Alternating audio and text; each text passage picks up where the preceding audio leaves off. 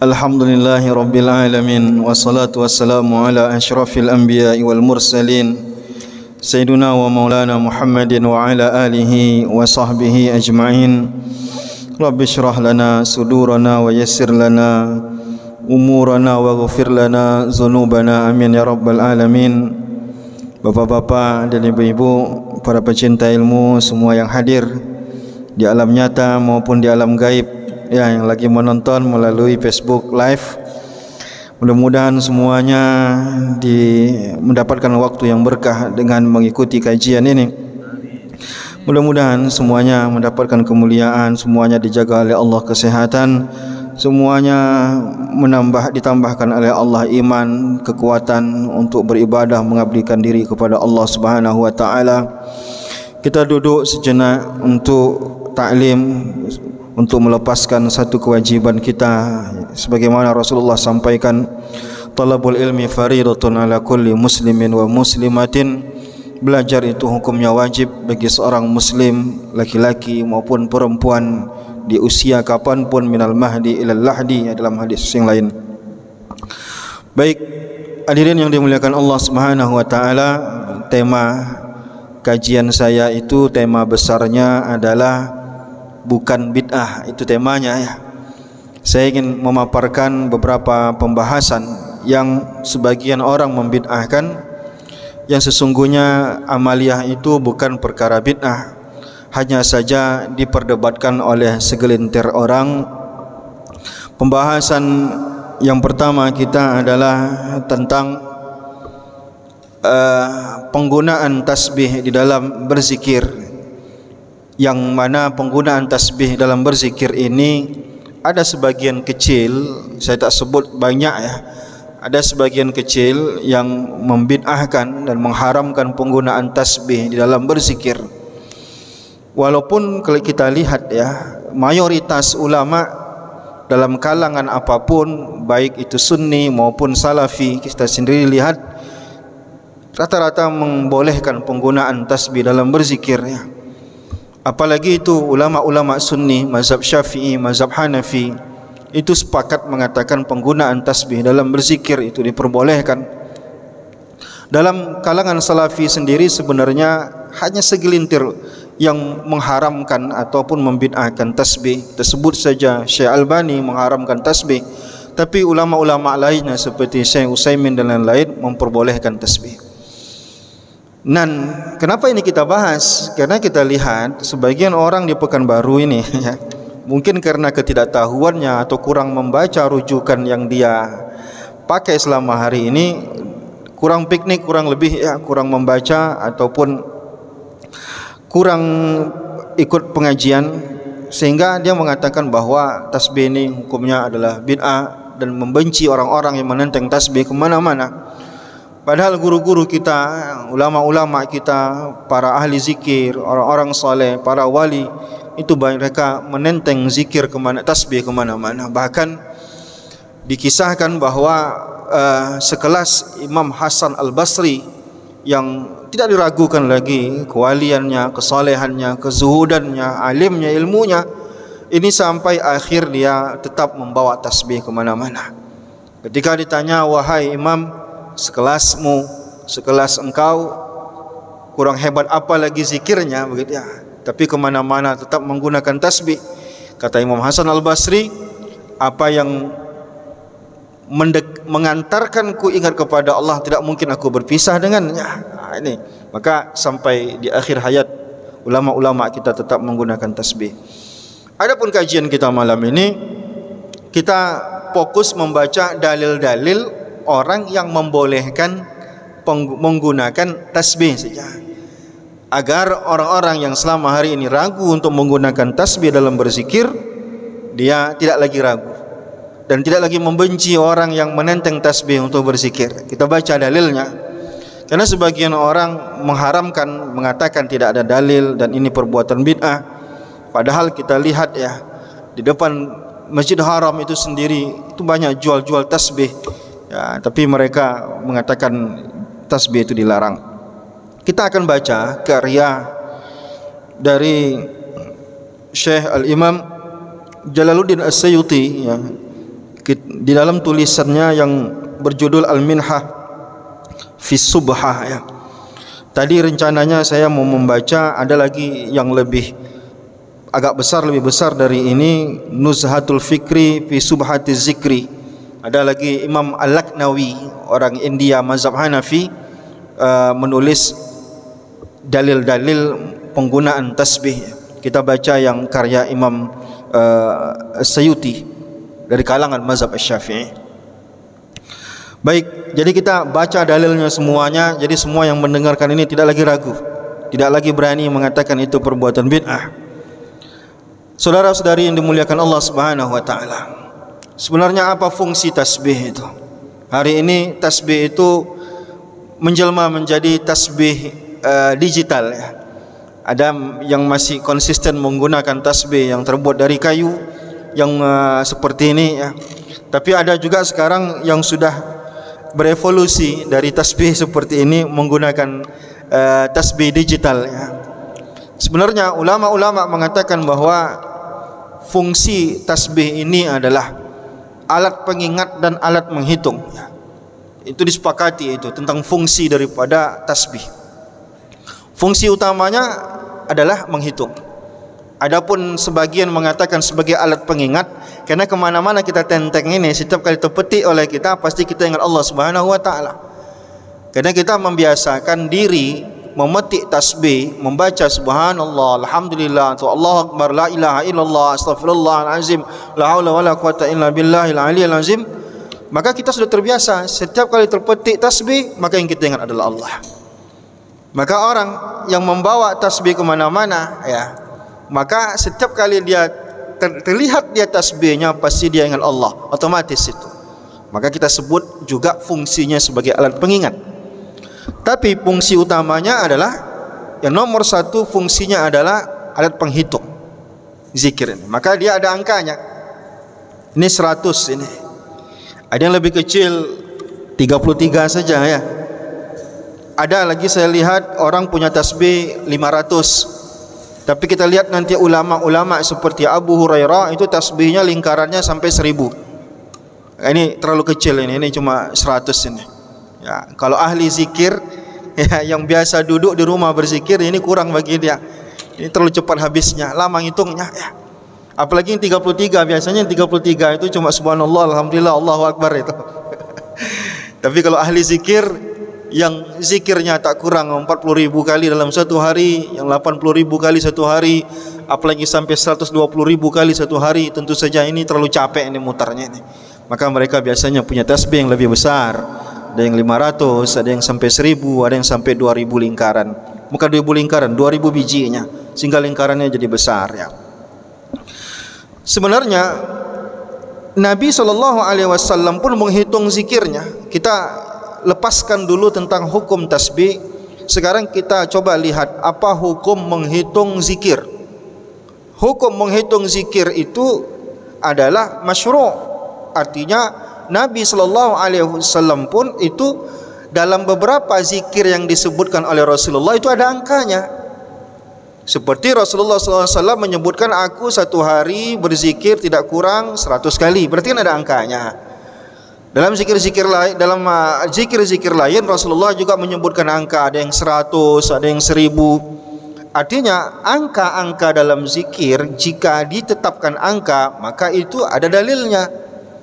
Ada yang angkanya disebutkan oleh Rasulullah, ada juga ulama menetapkan sendiri target zikirnya. Ini kunci sukses. Kenapa para ulama punya banyak zikir? Karena mereka punya target dalam zikirnya. Maka apa hukum menghitung zikir? Imam Ibnu Abi Syaibah, Imam Abi Daud, Imam Tirmizi, An-Nasai dan Hakim meriwayatkan sebuah hadis. Diriwayatkan oleh Ibnu Umar radhiyallahu taala anhu mengatakan, ra'aitun nabiyya sallallahu alaihi wasallam ya'qidu tasbih biyadihi. Aku melihat Nabi sallallahu alaihi wasallam menghitung tasbih zikir dengan menggunakan tangannya. Tapi tasbih di sini bukan ini. Nabi menghitung tasbih yang dimaksud adalah Nabi menghitung zikirnya menggunakan tangannya dalam hadis ini. Jadi Nabi menghitung zikirnya menggunakan jari jemarinya. Artinya yang ingin kita petik dari hadis ini adalah Nabi sallallahu alaihi wasallam itu menghitung zikirnya. Ini dalil bolehnya menghitung zikir. Misalkan Habib zikir satu harinya 1000, ya udah dia hitung itu supaya sampai 1000. Apa hukum menghitungnya? Boleh, Rasulullah sendiri pun menghitungnya. Nah, berapa targetnya dia zikirnya? Saya targetnya tanpa batas. Ya udah, berarti tidak perlu dihitung. Tapi rata-rata orang yang tanpa batas itu tidak banyak zikirnya. Apalagi kalau seperti kita kelasnya, ya bukan seperti Rasulullah, seperti kita kelasnya. Menghitung zikir pakai jari. Berapa hitungan zikir pakai jari ini? Pasti lupa kita. Ini 14. Biasa 1, 2, 3, 4, 5, 6, 7, 8, 9, 10, 11, 12, 13, 14. Kalau zikir kita cuma subhanallah, alhamdulillah, Allahu akbar 33 kali, insyaallah cukup jari kita, tidak perlu tasbih untuk berzikir itu. Tapi kalau bapak 1000 pakai jari, itu perlu kerja keras kita. Dipanggil orang, tersahuti oleh kita, udah lupa tadi udah berapa kali ini. Nah, Nabi sallallahu alaihi wasallam itu juga memerintahkan sahabat-sahabat untuk menghitung tasbihnya. Alaikunna bit tasbih wa tahlil wa takdis. Hendaklah kalian bertasbih, bertahlil dan juga bertakdis. Takdis maksudnya subuhun kudus, ya. Wala taghfulna, jangan sampai kalian lalai, kata Rasulullah, jangan lupa. Fatansayna tauhid, nanti kalian akan lupa tentang tauhid. Wa akidna bil anamil, maka hitunglah dengan menggunakan jari jemari. Fa innahunna mas'ulatun wa mustanqataqatun, karena jari-jari yang digunakan untuk berzikir akan diminta pertanggungjawabannya, akan ditanya, dan jari-jari yang berzikir akan diminta untuk berbicara sebagai saksi bahwa orang itu berzikir. Maka sebagian kawan-kawan kita mengatakan inilah dalil tidak boleh menggunakan tasbih, atau sebagian mengatakan inilah dalil afdal menggunakan jari daripada tasbih. Karena dalam hadis ini disebutkan jari bakal ditanya. Tapi kalau ada yang bercerita tentang, tidak ada hadis mengatakan bahwa kayu-kayu itu akan ditanyakan. Ini mereka menjadikan ini sebagai dalil. Nah, tapi kembali lagi kepada pembahasan kita awal, seberapa mampu kita menggunakan jari. Kalau kita zikir kita sedikit, atau kita bukan memang ahli zikir, sehingga zikir kita sedikit lalu kita menghitung pakai jari, tentu jumlahnya tidak banyak. Kita bukan kelasnya Rasulullah, kita bukan kelasnya sahabat. Kita butuh pengingat dan kita butuh alat hitung. Ini kelasnya kita. Nah, begitu ya. Maka hadirin yang dimuliakan Allah Subhanahu wa taala, apakah Nabi tidak pernah melakukan berzikir menggunakan tasbih? Nabi tidak menggunakan tasbih, tapi Nabi melihat sahabat-sahabat menggunakan tasbih. Nah, kita sebut saja hadis yang diriwayatkan oleh Imam Tirmizi, nomor hadis 3554, dan hadis diriwayatkan oleh Hakim nomor hadis 2008. Hadis diriwayatkan oleh Imam Tabrani dalam kitab Mu'jam Al-Kabir nomor hadis 19683, dalam kitab Mu'jam Al-Awsat nomor hadis 8504. Diriwayatkan oleh Safiyah radhiyallahu taala anha yang mengatakan, dakhala alayya Rasulullah sallallahu alaihi wasallam, datang Rasulullah kepadaku. Ummu Safiyah bercerita, wa baina yadayya 4000 nawatin, saat itu di tanganku ada biji kurma sebanyak 4000. Jadi tasbih dia sebanyak biji-biji kurma sekitar 4000. Dilihat oleh Rasulullah, dia ada biji kurma yang digunakan untuk bertasbih, jumlahnya sampai 4000. Ditanya sama Rasulullah, mahaza ya bintah Huyai, wahai bintu Huyai. Bintu Huyai itu nama klannya Sofia ini. Apa ini? Fakultu usabbihu bihinna, aku menggunakan ini tasbih. Nah, faqala, apa kata Rasulullah? Sabbahtu munzu qumtu ala ra'sika aksar min haza. Tadi sejak aku di sini, kata Rasulullah, aku zikirku lebih banyak daripada kamu. Lalu kata, maksudnya apa? Ada amalan Rasulullah yang zikir Rasulullah bisa mengalahkan jumlah zikirnya si Sofiyah ini. Ditanya, ajari aku ya Rasulullah, alimni ya Rasulullah, apa itu? Quli baca subhanallah adada ma khalaqa min syai'. Jadi yang dibaca oleh Rasulullah adalah subhanallah adada ma khalaqa min syai'. Apakah di hadis ini Rasulullah melarang Sofiyah menggunakan tasbih biji kurma tadi? Tidak. Rasulullah cuma mengajarkan, ini ada nih zikir yang bagus yang bisa mengalahkan jumlah zikir kamu itu. Tapi Rasulullah bukan mengatakan, oh tidak boleh kamu menggunakan biji kurma untuk bertasbih. Jadi ada satu kaedah.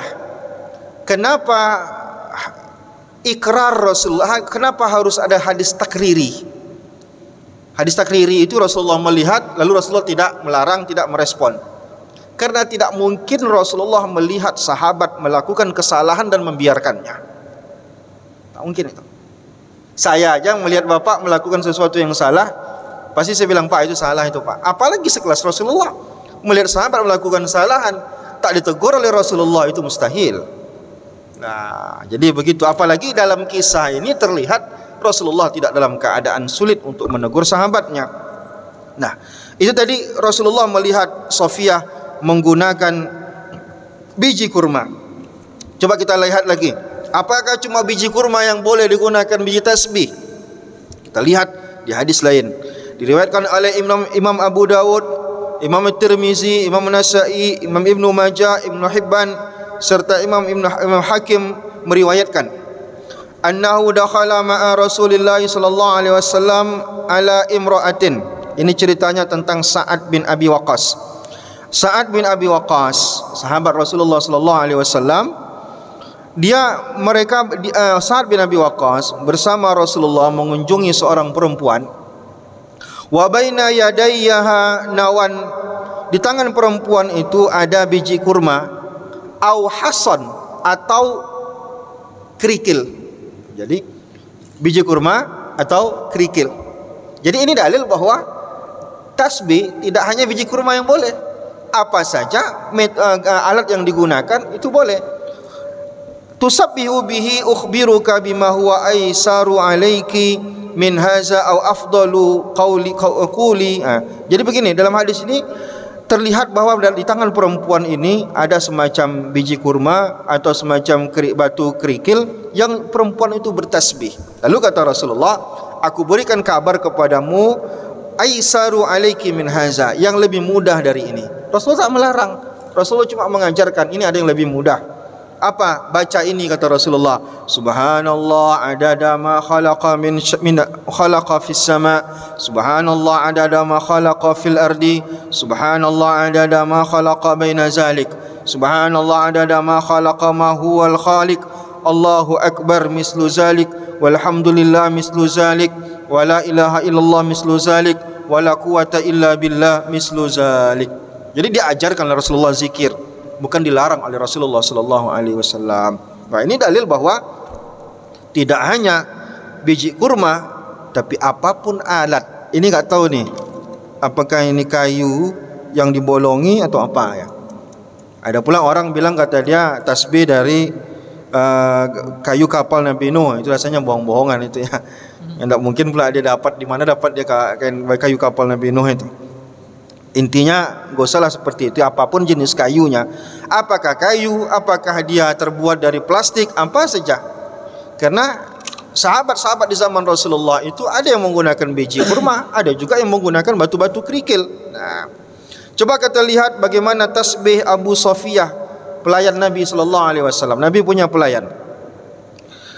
Dalam kitab Hilal Al-Haffar, Mu'jam As-Sahabah Al-Baghawi, dan kitab Tarikh Ibnu Asakir, diriwayatkan dari Mu'tamir bin Sulaiman dari Abu Ka'ab, kakeknya Baqiyah, bercerita tentang Abu Sofiyah. Abu Sofiyah ini mantan budak Nabi sallallahu alaihi wasallam. Kana yudha'u lahu nita'un. Setiap hari di depan Abu Sofiyah ini ada tikar terbuat dari kulit. Jadi tikar, di depannya ada tikar. Tikar itu terbuat dari kulit. Wa yu'ta bi zinbil. Di depan ini, depan Abu Sofiyah ini ada semacam mangkok fihi hasan. Dalam mangkok ini ada semacam batu-batu kecil ya. fayusabbihu bihi ila nisfin nahar. Dia bertasbih menggunakan batu itu dari pagi sampai siang. Berapa lama itu? Dari pagi sampai siang. Summa yarfa'u fa iza sallal ula utiya bihi fayusabbihu bihi hatta yumsi. Setelah selesai dia bangun. Apabila dia selesai mengerjakan salat zuhur, maka dia bertasbih kembali sampai sore hari. Inilah praktek zikirnya para sahabat ini yang mulia. Dari pagi dia zikir sampai sore, sampai siang. Bangun dia dari tempat duduknya, salat zuhur dia, habis salat zuhur sambung lagi zikir sampai sore. Dan ketika berzikir itu dia menggunakan tasbih. Jadi masih ragukah kita menggunakan tasbih? Ternyata ahli-ahli zikir mulai dari kalangan sahabat sampai hari ini itu semuanya menggunakan tasbih. Kita yang tak punya tasbih di rumah kita, tak ada tasbih di kantong kita, bisa jadi ciri-ciri memang zikir kita sedikit. Itu ciri-ciri tanda-tanda mungkin zikir kita sedikit. Karena kalau bapak bilang, oh saya tidak butuh lagi tasbih untuk berzikir Ustaz, saya ragu saya. Betulkah itu? Bapak tak butuh lagi tasbih untuk berzikir banyak? Ya, karena kelas kita. Sa'ad bin Abi Waqqas adalah sahabat besar, sahabat senior, sahabat yang mulia. Ya, kita lihat. Imam Ibnu Sa'ad meriwayatkan dari Hakim bin Dailam, kana yusabbihu bil hasa. Sahabat Rasulullah Sa'ad bin Abi Waqqas ini dia bertasbih, berzikir menggunakan tasbih, dan tasbihnya itu hasa, batu-batu kecil itu kerikil. Nah, ini juga dalil ya. Saya bacakan dalilnya semuanya. Begitu juga buyut Nabi sallallahu alaihi wasallam. Ada buyut Nabi namanya Fatimah. Fatimah ini anak daripada Husain. Husain ini anak daripada Ali bin Abi Thalib, suami daripada Fatimah, anak Nabi sallallahu alaihi wasallam. Berarti apa itu? Anak cucu Nabi. Berarti buyut kalau kita bilang ya. Fatimah ini kanat tusabbihu bi khaitin ma'qudin fiha. Fatimah binti Husain binti Ali bin Abi Thalib bertasbih menggunakan tali yang diikat bersimpul-simpul. Di tali ini sama seperti tasbihnya Abu Hurairah ya. Tali ini diikat. Nah, jadi kan bersimpul tuh. Satu gitu ya. Nanti sambung lagi. Dua. Cicit Rasulullah ini bertasbih. Bentuk tasbihnya seperti itu. Nah, ini kan keluarga Rasulullah sallallahu alaihi wasallam. Yang tadi bahkan Sa'ad bin Abi Waqqas adalah sahabat dekat, termasuk salah satu sahabat yang dijamin masuk surga. Sa'ad bin Abi Waqqas itu menggunakan tasbih dalam berzikir. Nah, jadi kita agak masih bingung orang-orang yang mengharamkan atau membid'ahkan tasbih dalam berzikir. Bisa jadi memang dia tak mengerti tentang riwayat-riwayat ini. Nah, ada yang mengatakan semua riwayatnya dhaif. Tasbih Abu Hurairah coba kita lihat. Abdullah bin Imam Ahmad bin Hanbal dalam kitab Zawaiduz Zuhd meriwayatkan dari jalur Nuaim bin Muharrir bin Abu Hurairah dari kakeknya Abu Hurairah.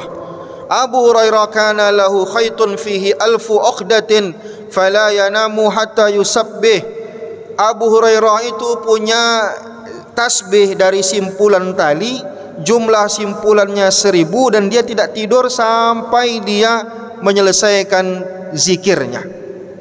Diriwayatkan di hadis lain disebutkan zikirnya Abu Hurairah itu menjelang tidur sebanyak 12.000 kali dia berzikir. Simpulannya 1000. Jadi menunjukkan bahwa berapa kali dia berarti 12 kali dia keliling tasbih itu. Abu Hurairah itu adalah sahabat yang nomor 1 yang paling banyak meriwayatkan hadis Rasulullah SAW. Yang ibadah Abu Hurairah itu diakui luar biasa ibadahnya, ilmunya yang luar biasa, sehari-harinya hanya menyampaikan hadis Rasulullah SAW. Diakui di zaman Umar bin Khattab diangkat menjadi gubernur. Ini Abu Hurairah ini luar biasa, seorang ahlu sufa yang belajar bersama Rasulullah SAW, yang paling banyak meriwayatkan hadis. Paling banyak meriwayatkan hadis. Kita lihat 7 urutan sahabat yang paling banyak meriwayatkan hadis. Nomor 1-nya adalah Abu Hurairah radhiyallahu taala anhu. Dia pakai tasbih. Hanya saja tasbihnya tidak seperti ini. Ini kan udah kena sentuhan kecanggihan alat untuk membuat ya. Maka dulu karena keterbatasan membuat seperti ini tadi, makanya ada yang pakai biji kurma, ada yang benang-benang disimpul-simpul. Abu Darda, kita cerita pula tentang Abu Darda. Siapa Abu Darda? Abu Darda ini adalah sahabat yang paling zuhud, termasuk salah satu sahabat yang paling zuhud, yang malam tak pernah tidur untuk beribadah, siang tak pernah makan karena berpuasa. Luar biasa Abu Darda. Sampai orang Salafi bangun masjid namanya Abu Darda. Ini istimewanya Abu Darda ini ya.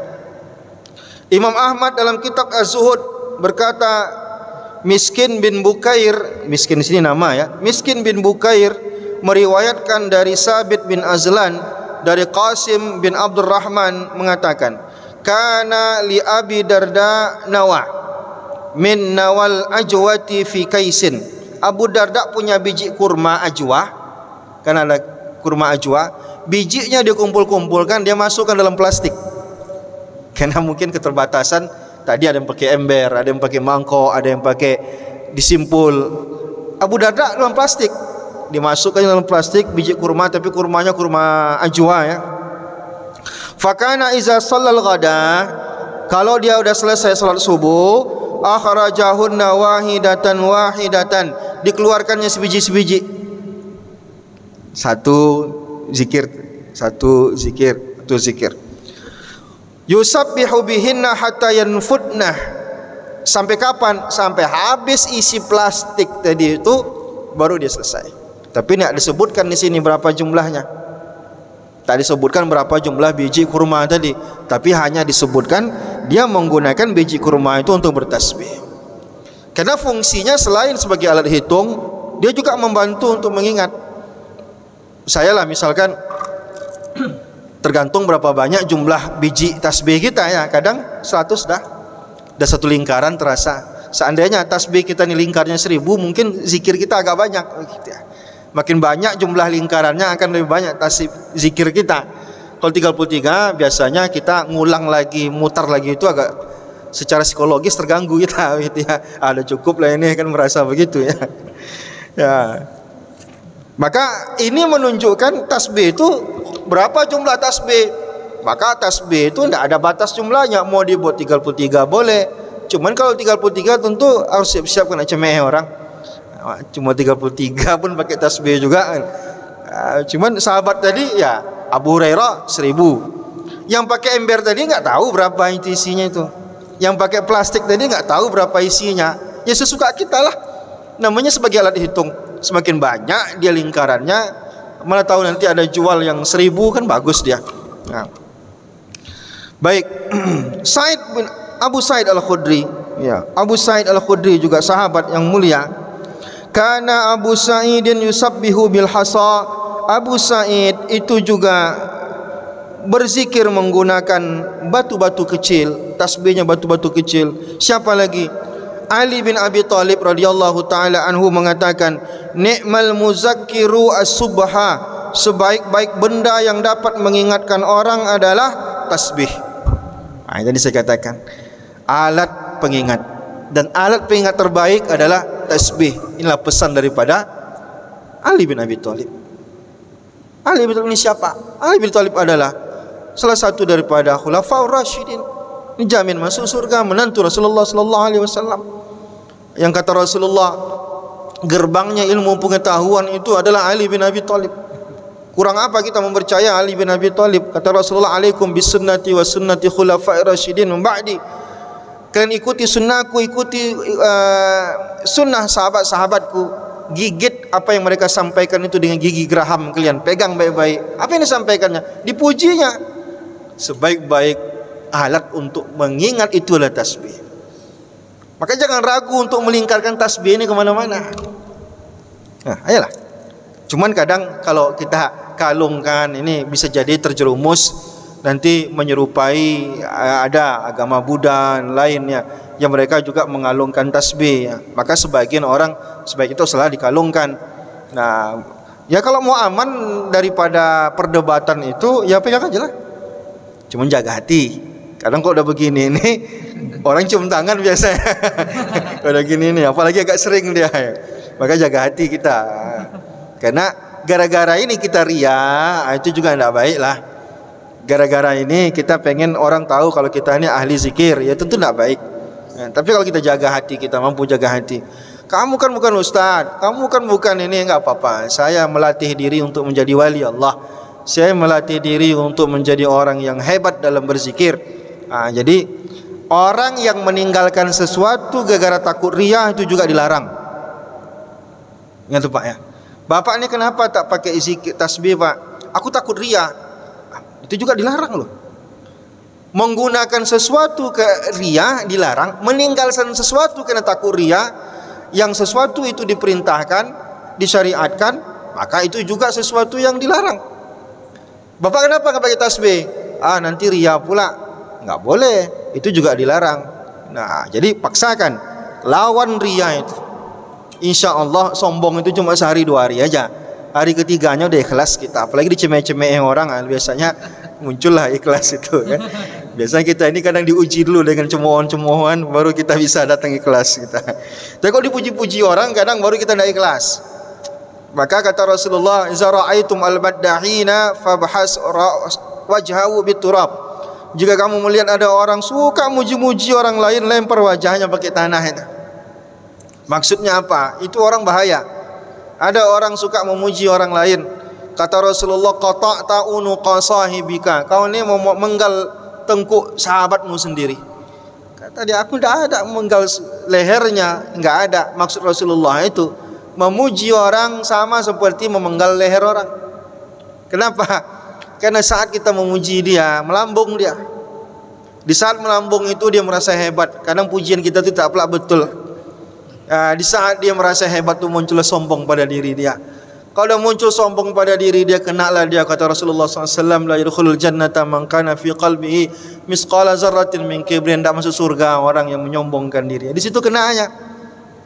Maka upayakan kita terhindar, berdoa pada Allah, ya Allah, yang suka memuji ini biasanya penjilat, ya Allah, jauhkanlah ya Allah. Nah, dari hadis-hadis ini kita bisa melihat bagaimana para sahabat-sahabat yang mulia menggunakan tasbih. Hanya saja mungkin bentuk tasbihnya tidak seperti ini. Lalu bagaimana jika diadu pakai tangan, sebagaimana ya dikatakan oleh sebagian orang? Memang betul, ulama siapapun ulamanya pasti mengatakan menggunakan tangan itu jauh lebih afdal. Nah, mayoritas ulama mengatakan menggunakan tangan dalam berzikir lebih afdal. Tetapi ya, jika menggunakan jari-jari sampai lupa-lupa angkanya, atau sedikit zikirnya gara-gara menggunakan jari, menggunakan tasbih lebih banyak zikirnya, maka tasbih lebih afdal. Paham ya? Jika zikir kita cuma 100, afdal pakai jari lagi. Kalau subhanallah subhanallah enggak usah pakai ini kali. Subhanallah subhanallah subhanallah subhanallah cuma 33-nya. Ya pakai jari kan dah cukup lah. Lebih afdal pakai jari lagi. Tapi yang jadi masalah, saya mau tahlil saya Pak Ustaz 1 hari 1000 kali. Pakai apa Pak ngitungnya? Saya ngitung pakai jari aja. La ilaha illallah, la ilaha illallah. Panggil orang, "Bang, apa tadi ya? Ulang lagi. Panggil orang lagi. Aduh, udah berapa kali tadi? Udahlah, besok lagi. Gara-gara itu sedikit zikirnya. Maka lebih baik dia menggunakan tasbih. Maka tasbih yang betul itu tak seperti ini dia. Tasbih yang betul ini ada 100 dia. Nanti ada 10 lagi di sini. Ini ada 100, setiap kali 100 naikkan 1, 100 naikkan 1 lagi. Jadi tahu dia udah berapa ratus zikir dia. Biasanya begitu ya. Jadilah dapat 100 saja, alhamdulillah. Jadi kalau diadu antara jari-jari dengan tasbih, tetap lebih afdal tasbih. Saya Ustaz, tak perlu saya pakai kayu itu. Insya Allah jari-jari saya itu bisa saya berzikir sampai 10.000 kali. Mantap itu. Nah, itu enggak apa-apa. Gunakanlah jari-jari aja. Nah, tapi kalau kita ini modelnya enggak begitu ya. Bagaimana dengan para ulama? Tadi sahabat-sahabat seperti Abu Hurairah radhiyallahu taala anhu, ya seperti sahabat-sahabat Abi Waqqas dan lain-lain, itu mereka banyak menggunakan tasbih sebagaimana yang telah kita ceritakan tadi ya. Abu Darda itu 100.000 kali dalam 1 hari zikirnya itu, Pak. Abu Darda 100.000 kali dalam zikirnya 1 hari. Ini dikisahkan oleh Al-Hafiz Abdul Ghani dalam kitab Al-Kamal menyebutkan dalam biografi Abu Darda Uwaimir radhiyallahu taala anhu, dia mengatakan apa?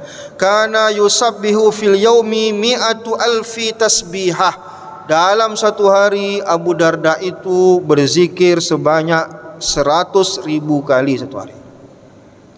Maka kalau kita lihat riwayat-riwayat kisah-kisah para ulama, kisah-kisah para wali, itu mereka rata-rata 80.000 kali sampai 100.000 kali satu hari dalam zikir.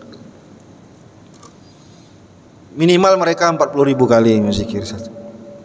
Ada yang sampai 120.000 kali satu hari zikir. Ini kalau saya ceritakan zikir-zikirnya para ulama, nanti minder kita. Wah, berarti aku ini tak layak masuk surga ini. Kalau kita adulah ibadah kita ini dengan sahabat-sahabat Rasulullah, nanti pesimis kita masuk surga, Pak. Bapak berapa kali khatam satu hari? Ya, kita gak usah sampai sahabat dulu lah, sampai Imam Syafi'i dulu lah. Imam Syafi'i itu setiap hari khatam Quran. Kecuali bulan puasa sekali siang sekali malam. Berarti 2 kali selama bulan puasa, berarti 60 kali dia khatam. Itu mau diadu dengan kita? Mau jadi apa kita itu? Pesimis kita masuk surga nanti gara-gara itu. Nah, apalagi Imam Hanafi juga begitu. Tamim Ad-Dari itu, Tamim Ad-Dari tentang kisah sahabat yang pernah melihat Dajjal itu. Imam Ad-Dari satu rakaat tahajudnya khatam Quran. Pak Ustaz, itu iya itu. Ya, jangan samakan cara bacanya dengan cara baca kita. Mereka dapat keberkahan waktu itu. Ya, kita paling cepat 10 jam baru khatam Quran. Itu pun dah lancar betul itu. Kalau masih Iqra 3 tentu lama dia. Iqra 3 belum bulan-bulan baru selesai itu. Ya. Tamim Ad-Dari, Utsman bin Affan dikisahkan bacaan Qurannya apa? 4 kali siang, 4 kali malam. 8 kali satu hari khatam Quran. Diberikan oleh Allah keberkahan waktu dalam hidupnya. Ini mau kita adu dengan zikir, dengan ibadah kita. Tak tidur-tidur kita mikirkan nanti. Ibunda Aisyah radhiyallahu taala anha setelah Rasulullah wafat tak pernah makan siang hari. Hari berpuasa sampai dia wafat. Kalau cerita sahabat-sahabat enggak tidur malam untuk ibadah itu ya luar biasa. Umar bin Khattab itu dia 11 tahun jadi khalifah, enggak pernah tidur malam, enggak pernah tidur siang. Ditanya, "Kenapa engkau tak tidur malam wahai Umar? Kalau aku tidur malam, siapa yang ngurus negara ini? Kapan aku beribadah pada Allah? Terus siang kenapa tidak tidur? Kalau aku nggak tidur siang, siapa yang ngurus negara?" Bayangkan 11 tahun. Ya, itu kan Umar bin Khattab. Imam Nawawi juga tidak tidur-tidur. Nulis terus, maka banyak kitabnya. Dia kapan tidurnya? Nulis dia, telayang dia. Itulah tidur dia. Lagi nulis, telayang itulah tidur. Sampai menikah pun tidak sempat Imam Nawawi itu. Begitulah dia cintanya dengan agama ini. Ya. Kita mau adu dengan siapa lagi? Umar bin Khattab habis Isya berjamaah di masjid, pulang ke rumah salat sunnah, subuh baru selesai. Berapa jam itu? Nah, sahabat itu ada yang 300 rakaat satu hari. Ada yang sampai 1000 rakaat satu hari salat. Mau kita adu dengan ibadah kita. Paling lama sahabat itu khatam Quran 3 hari sekali. 3 hari khatam. 3 hari khatam, 3 hari khatam. Jadi tak usahlah kita adu-adu ibadah kita ya. Kita baca aja. Mudah-mudahan jadi penyemangat bagi kita. Seorang tabi'in Khalid bin Ma'dan bertasbih 40.000 kali dalam setiap hari. Jadi dalil-dalil ini menunjukkan bahwa orang-orang sahabat-sahabat ini dan para tabi'in dan para ulama ini zikirnya banyak. Dan untuk menunjang zikir banyak itu mereka menggunakan tasbih. Maka Bapak dan Ibu yang dimuliakan Allah Subhanahu wa taala, maka kalau kita lihat banyak kisah-kisah ya para ulama kita mereka menggunakan tasbih, sehingga hanya sedikit mereka yang tidak mau, yang mengatakan tasbih ini adalah perbuatan bid'ah atau perbuatan haram. Mayoritas mengatakan itu adalah sesuatu yang bisa mendukung kita untuk memperbanyak ibadah. Sesuatu yang haram, maka jalan menuju haram itu pun haram. Sesuatu yang sunnah, jalan untuk mendapatkan yang sunnah itu pun dia sunnah. Paham Pak ya? Saya supaya banyak zikir saya, maka saya menggunakan tasbih. Maka tasbih ini adalah jalan bagi saya agar saya punya banyak zikir saya. Maka setiap kali menggunakan tasbih, di sini ada fadilah yang Allah berikan. Jadi gitu dia. Sesuatu yang wajib tidak sempurna kecuali dengan sesuatu, maka yang menyempurnakannya itu pun hukumnya wajib. Ma la yatimul wujub illa bihi fahuwa wajib. Sesuatu yang haram, maka sarana untuk mendapatkan yang haram itu pun haram. Bapak pengen nengok cewek telanjang di Bali, maka butuh perjalanan. Selama perjalanan itu adalah perjalanan haram, maka ulama melarang orang mengqasar solat, menjamak solat di perjalanan maksiat. Bapak mau kemana? Mau ke Jakarta. Ngapain? Mau ke Alexis gitu. Tahu orang mau ngapain di Alexis, ya. Tapi bapak kenapa jamak solat? Ya enggak apa-apa, biar jangan banyak kali dosanya. Enggak boleh bapak jamak solat, karena safar bapak safar maksiat. Enggak boleh dia safar maksiat itu. Jadi ulama-ulama mazhab Hanafi, ulama mazhab Syafi'i, begitu juga sekelas Ibnu Taimiyah. Ibnu Taimiyah mengatakan bahwa tidak ada dalil yang mengatakan bahwa tasbih itu adalah bid'ah. Dan bahkan Ibnu Taimiyah mengatakan itu adalah perkara yang hasan, perkara yang bagus. Jadi mana pengikut-pengikut Ibnu Taimiyah yang katanya cinta dengan Ibnu Taimiyah tapi justru membenci orang-orang yang bertasbih? Ini perlu dipertanyakan. Kita coba lihat Lajnah Daimah. Lajnah Daimah ini adalah fatwanya Saudi Arabia, ya. Lajnah Daimah nomor 4300 menyebutkan menggunakan tasbih adalah perkara yang biasa dan hukumnya adalah boleh. Mereka mengatakan boleh. Kami tidak mengetahui adanya dalil yang melarangnya. Fatwa Syekh Atiyah Saqar, jelas ini fatwa Mesir, ya. Kita baca yang salafi punya. Fatwa Syekh Utsaimin dalam Fatwa Arkanul Islam pada pertanyaan yang ke-260 saat ditanya tentang tasbih, Syekh Utsaimin mengatakan hukum memakai tasbih boleh, namun menggunakan jari lebih afdal. Ini ada yang membid'ahkan. Jadi yang lucu itu orang-orang yang di sini yang membid'ahkan. Mana mereka merujuknya? Adakah ada yang membid'ahkan? Seperti Syekh Albani itu membid'ahkan. Syekh Saleh Al-Fauzan mengatakan, dan dibolehkan memakai tasbih untuk menghitung zikir dan tasbih tanpa meyakini bahwa tasbih memiliki keistimewaan tersendiri. Artinya dia membolehkan, tidak mengatakan itu bid'ah. Jadi memang orang-orang salafi mengatakan sekedar boleh.